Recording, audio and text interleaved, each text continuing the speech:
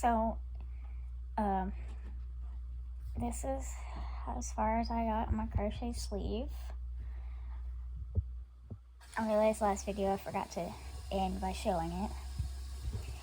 But anyways, let's get down to it. We're going to talk about the year 1487. And on June 19th, we are going to travel to not France.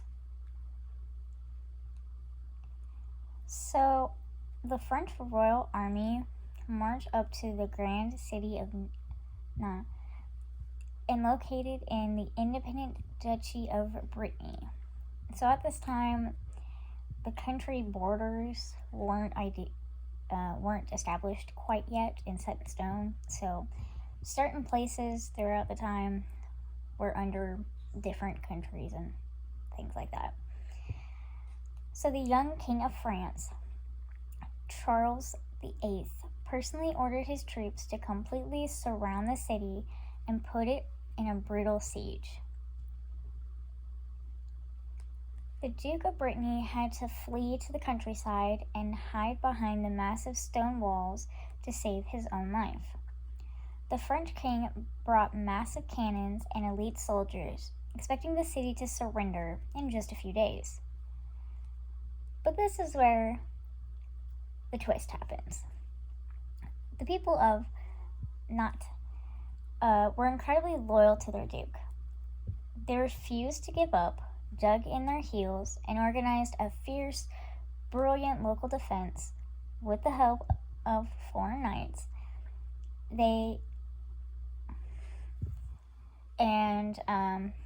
continued to fight them, so much so that the siege dragged on for nearly 2 months. Just when the city was running out of food, a massive relief from local country folk and regional soldiers broke straight through the royal blockade. To put this in perspective, normally when a blockade happened,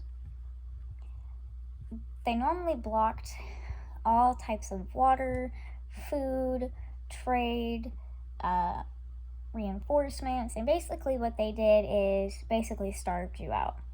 So the fact that these local country folks around the city could get into the city means that the blockade was just non-existent or was not strong like it should have been.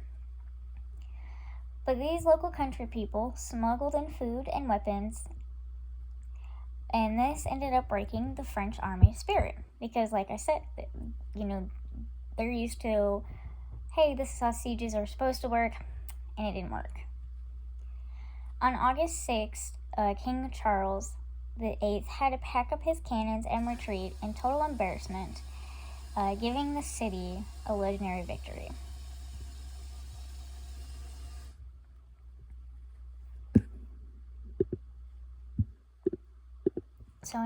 So we're going to jump to the year 1489, and we're going to go from France to Zimmern, Germany, to a unfortunate death.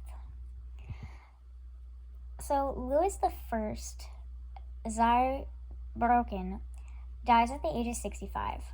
Now he was the Count Palpatine of Valdense and Duke of Zweibrücken.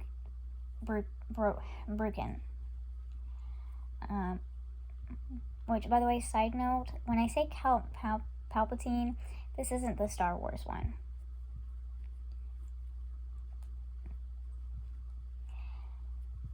Now, he is known more for his nickname of Louis the Black. So you may be wondering, how did he get that nickname? He got that nickname because he had dark hair and swarthy skin, but his personality was just as intense. He spent his entire life in a massive, decades-long feud with his own brother, Frederick the Victorious. Which, no wonder they were constantly fighting. One brother got the cool nickname of Victorious, the other one got Black. Not that there's anything wrong with black, but it's not as badass as Victorious, you know? So the two brothers were constantly fighting over land. They launched small wars against each other and forced local knights to pick sides. When Louis finally closed his eyes for the last time, he left his massive titles to his son, Alexander, which officially ended a lifetime of sibling drama and reshaped Germany territory for the next generation.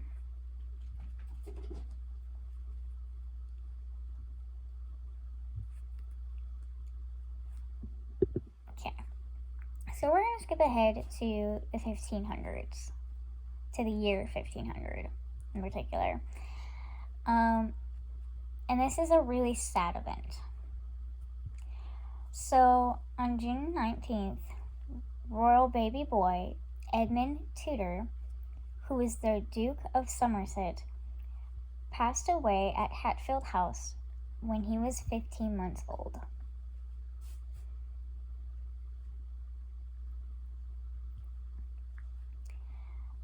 So he was the youngest son of King Henry VII, and he was the brother of the famous King Henry VIII. So they're not a good... So, different places that you look, like you research in, will say that either his death was kind of unknown and more due to illness, or others will say that it was by a wave of the plague. The reason why they think it was the plague was because at this particular time, there was a wave of the Black Plague that was going through London. So the king and queen had actually scrambled to evacuate their children to the country manor in order to, keep them safe. And then right as they evacuated, baby Edmund ended up dying. So it's more than likely he died by the plague. It's just not definitively confirmed, which is why there's the big, we don't know, if that makes sense. So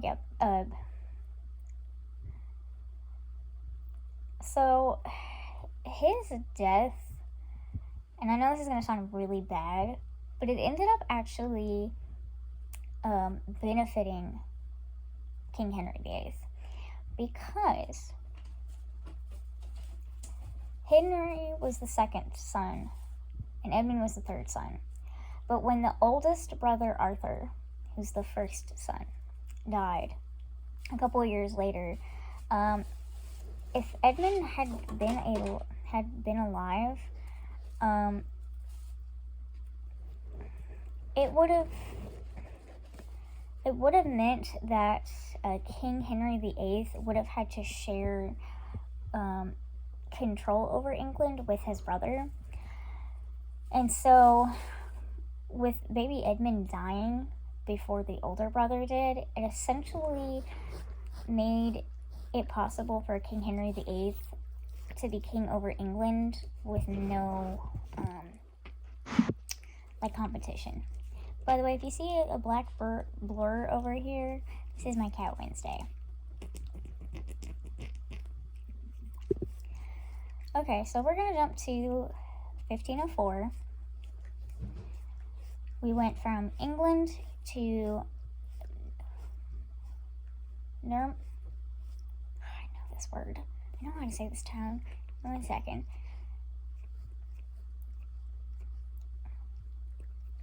Nuremberg, Germany. And we have another funeral. Geesh. We're not doing well for this video for life. So far it's been more of a celebrating the life of. But today we're gonna celebrate the life of Bernard Walter. And he died at the age of 74. He was a merchant. So while he made his massive fortune in trade, his true passion was looking at the stars. He was so wealthy that he completely funded a legendary scientist named Rego Montanus. Together, they built the very first private astronomical observatory in Europe. Ugh, that's a lot of big words. Right inside of Bernard's grand house. Bernard bought the most advanced stargazing equipment and even used a heavy primitive water clock to calculate the exact timing of the planets. When his brilliant scientist friend passed away, Bernard kept the work going entirely on his own, and he did that for 30 years.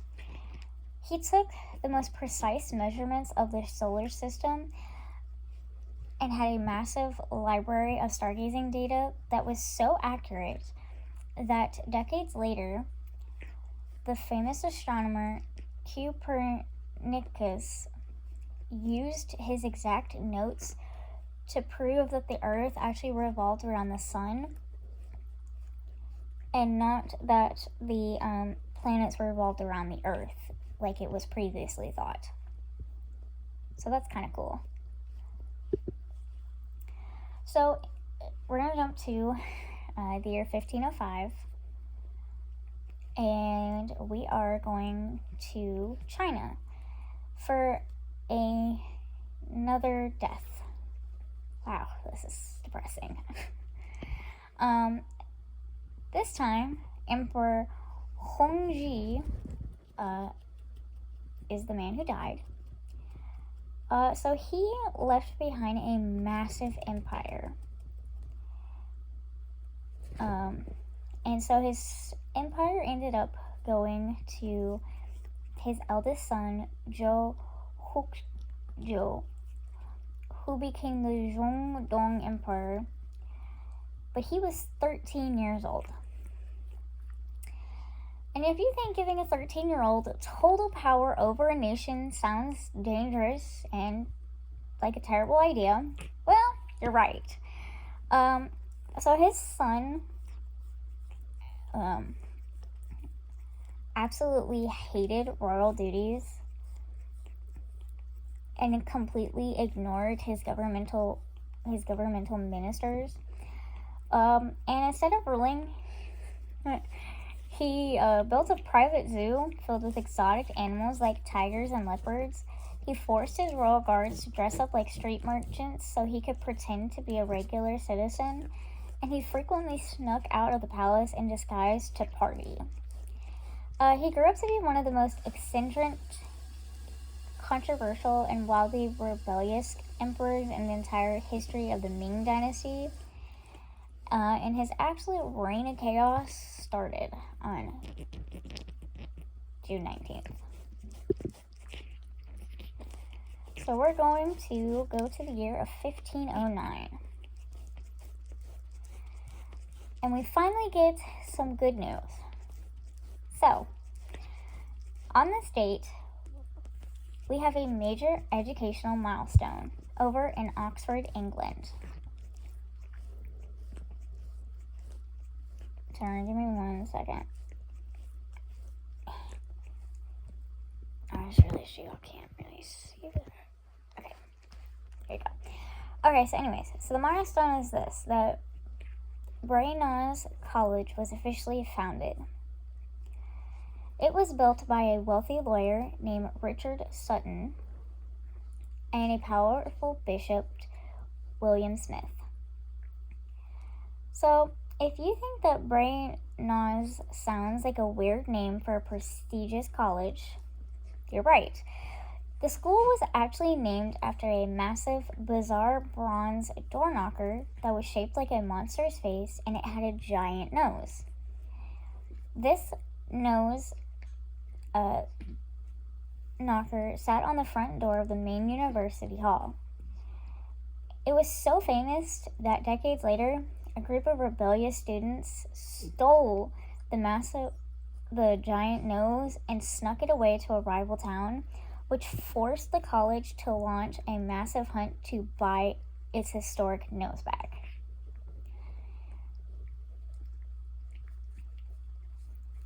Now, man, I thought I had a big nose, but at least no one is trying to steal mine off my face.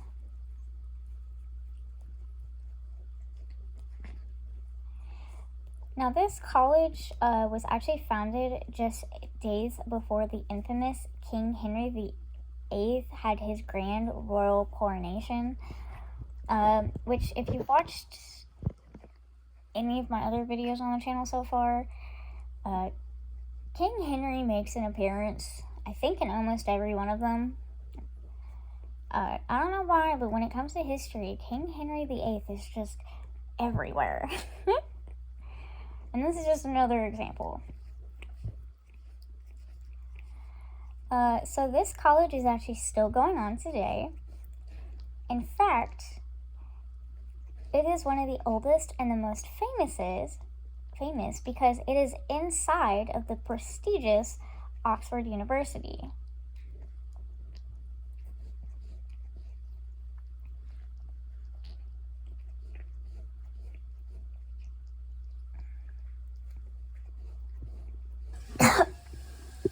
Okay, so before I move on to our next year, let me quickly count my stitches real quick. I promise it'll be quick.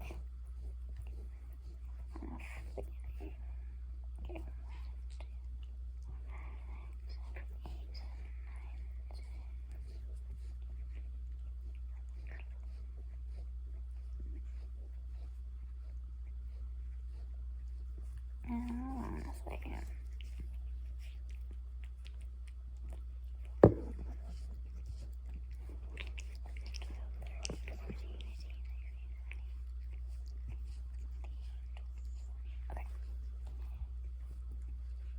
Okay. Anyways, sorry about that. So, we're going to move to the year 1517. And we're right back to the depressing with another funeral. This time in Italy. So, the person who died was Frescan friar Luca Bartolomeo de Patacli. I hope I said that right. He died at the age of 70. And he died in his hometown of San Sepolcro. I think is how you pronounce that. Now, he was a math monk, which sounds very, very boring. But he completely changed how the entire modern world works.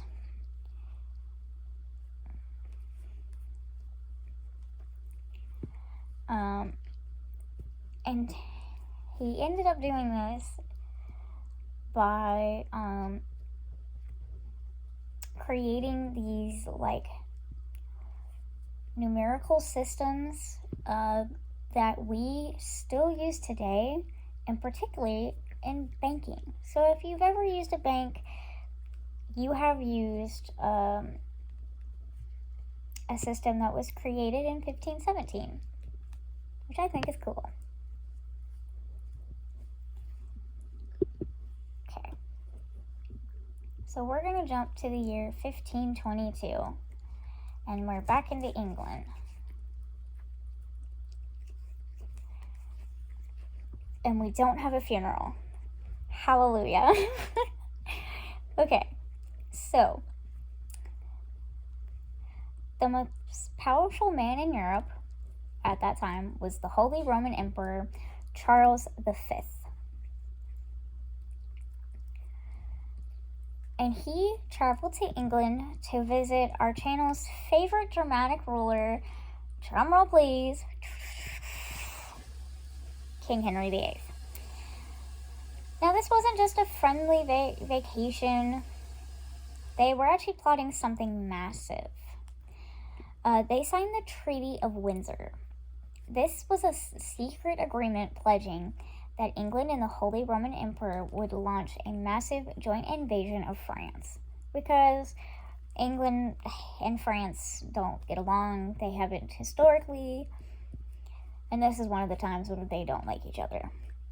Now, by signing this piece of paper, Henry VIII officially dragged England right into the brutal Italian Wars, completely upending European politics. Okay, now that we got the not so entertaining details, we're getting to the juicy parts. Okay. Emperor Charles V was actually the nephew of Catherine of Aragon, who was Henry VIII's very first wife.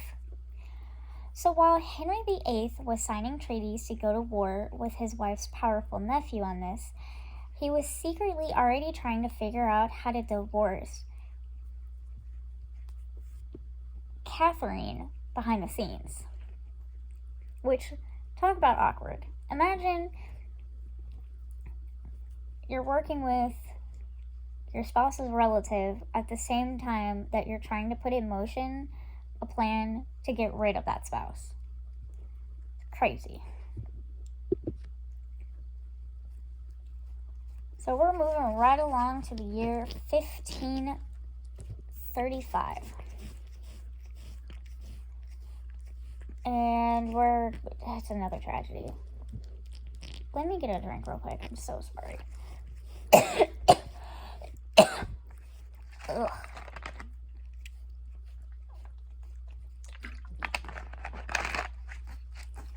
The weather got my allergies all messed up. I'm so sorry. But anyway, so we got another tragedy.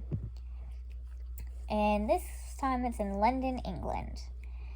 But we have a monk named Sebastian Newgate who was executed by being hanged, drawn, and quartered at Tyburn, London, England at the age of 34. Now, this wasn't just your run-of-the-mill execution. Sebastian was actually a wealthy nobleman who used to be a close personal friend and courtier inside the royal palace to King Henry VIII. But when he left court life to become a Carthaginian, I think is how you say that word, he became a monk. His loyalty was put to the ultimate test. Okay. So, remember how I said that King Henry VIII was planning in the previous event to divorce his wife? Okay. So, they ended up having to go through their own little, trial session with the church to see if he could legally divorce his wife, because for those that are not aware of the story, Catherine of Aragon was actually married to King Henry VIII's older brother Arthur. They were married for less than a year when he died by illness. Now, she was young at the time.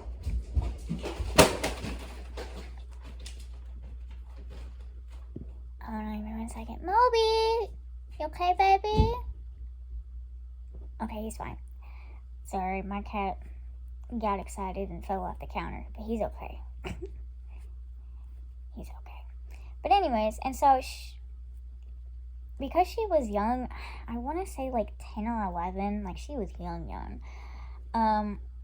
They never had an intercourse or anything like that. And so King Henry VIII decided a couple years later to marry her, because he took there's a concept in the Bible called the Leviticus marriage. Basically, it was used in the Old Testament to preserve bloodlines, where if a man married a woman and he died without children, that the next in line, the brother, had to marry the wife and have children with her. So he took that as his, I need to do this. And for a long time, he was happy with it. The problem was, he fell in love with Anne of Boleyn, and so he wanted to divorce his wife. So they go through this court trial thing where the church basically says, hey, you have no reason to divorce your wife. And this is where Sebastian comes in. So, Henry VIII demands that Sebastian sign an oath declaring that the king was the supreme head of the church. And if he did that, that would basically say that since he's the head of the church, he gets to have ultimate authority on whether or not he gets to divorce his wife. Sebastian fiercely refuses to betray his religious beliefs. So King Henry gets so mad that he puts him in prison, and then he tries to force him to sign this order. When Sebastian still said no, King Henry completely turned on him. He had his former friend chained to a post for 14 days straight, and then ordered the brutal execution. Now, Sebastian became a Catholic martyr, and it stands as a dark reminder of just how lethal it was to cross King Henry VIII.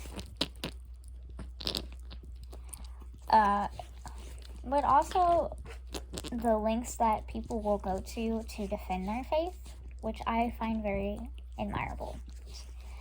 Now, a quick little side note. A lot of people think that Sebastian was close friends with Henry's Catholic daughter, Mary Tudor, who's more known by her nickname of Bloody Mary. But he actually wasn't. He was friends with Henry VIII, and Sebastian's sister and niece grew up to be Mary Tudor's absolute closest lifelong companions, but there's just no evidence that Sebastian himself had a close relationship with Mary.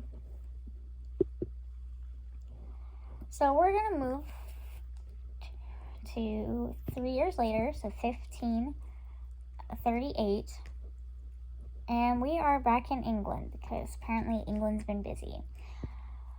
And we have a royal drama, because who doesn't love a good drama? Bishop Abbey was officially dissolved and shut down by royal order. Now, why would King Henry VIII, because of course it's King Henry VIII, why would he shut down a brand new abbey? Well, this was right in the middle of, the King Henry's famous dissolution of the monasteries. So, remember how I said last where he executed his friend because he wouldn't admit that he was the head of the church and could legally divorce his wife? Well, he decides that he goes on a rampage and shuts down all of churches and monasteries that basically don't believe that he is the head of the church.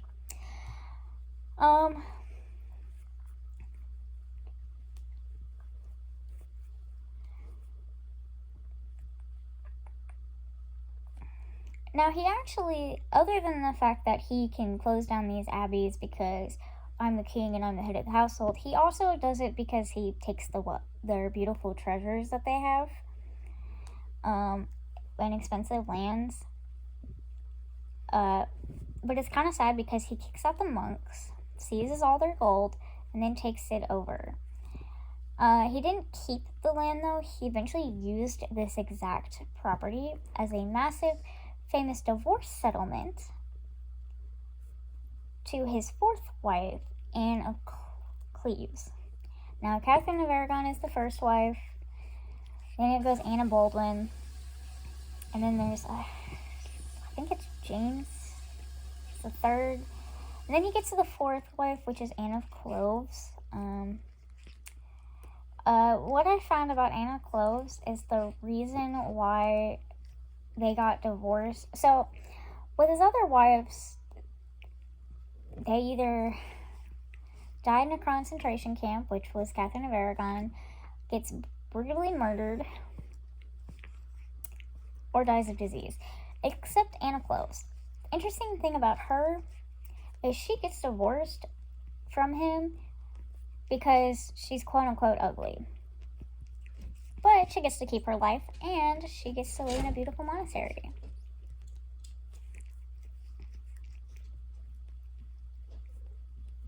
And actually, she's one of the 3 wives who never have children with Henry. The queens who end up having children with Henry is Catherine of Aragon, who has Bloody Mary Tudor, Anne Boleyn, who has Queen Elizabeth, and then there's Jane Seymour, who actually gave him a son.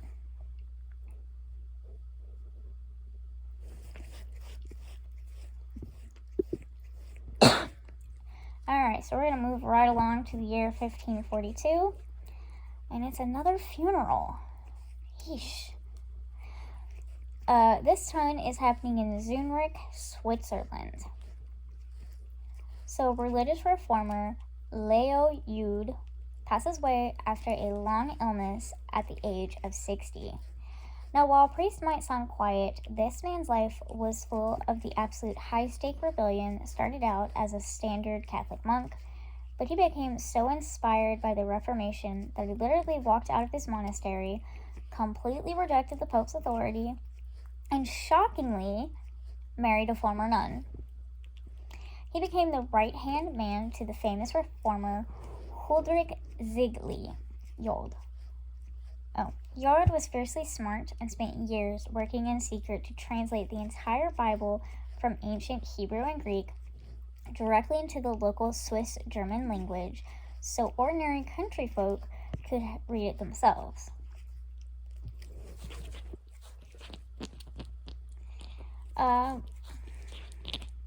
So he left behind the Zurich Bible, which is a massive milestone for universal literacy, and it perfectly sets up our upcoming story about the Swedish archbishop who fought for these exact same reading rights. Now, you might be wondering why a Swiss German Bible matters to us today. Well, this exact Zurich Bible was so incredibly well translated that English scholars secretly smuggled copies of it across the ocean. They then used the exact phrasing to help them translate the very first English Bibles. So if you've ever read an English Bible, you are looking at the direct legacy of a rebel monk who ran away with a nun, which I think is awesome. We're going to move right along to the year 1545. Our timeline travels up north to the royal court of Sweden. On this exact summer day, a royal baby girl is born. So we finally get some life in this video. Okay, her name is Princess Anne of Sweden. Her parents were none other than the legendary King Gustav I and his beautiful queen, Margaret. Now, being born as a princess in the 1500s meant your entire childhood was basically a high-level political game. Her father was the man who completely broke Sweden away from Danish rule, making their family line incredibly prestigious. Because of this, royal families all over Europe instantly began eyeing baby Anna, trying to figure out how they could marry into the wealthy Swedish crown. Anne grew up to be highly educated, fiercely intelligent, and deeply religious. She eventually married an important German count and spent her life navigating massive royal family feuds, territorial land grabs, and high-stakes European politics. Alright, before I start this, let me count my stitches one more time. I'm so sorry.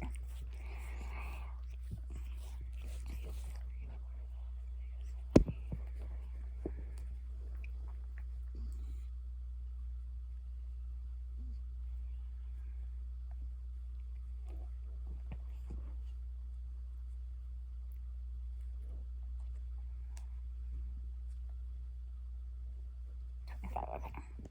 I have one more stitch to go before I finish this row. Okay. Anyways.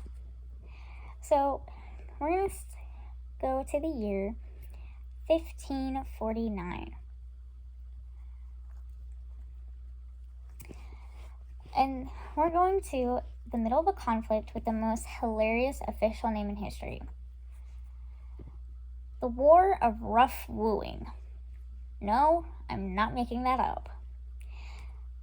This war started because the King of England wanted to force a marriage between his young prince and infant Mary, who was Queen of Scots. When Scotland said no, England literally attacked them to force the romance. Scotland got a massive assist from the legendary French commander named André de Montalembert. The English army had captured a highly strategic volcanic island called the Inchkeith, using it as a base to blockade the Scottish coast. General Montalembert launched a relentless, heavy surprise naval invasion. His combined French and Scottish forces stormed the rocky beaches, fiercely advancing up the cliff and completely overwhelming the fortress, wiping out over 300 elite English soldiers and retaking the island in one single afternoon.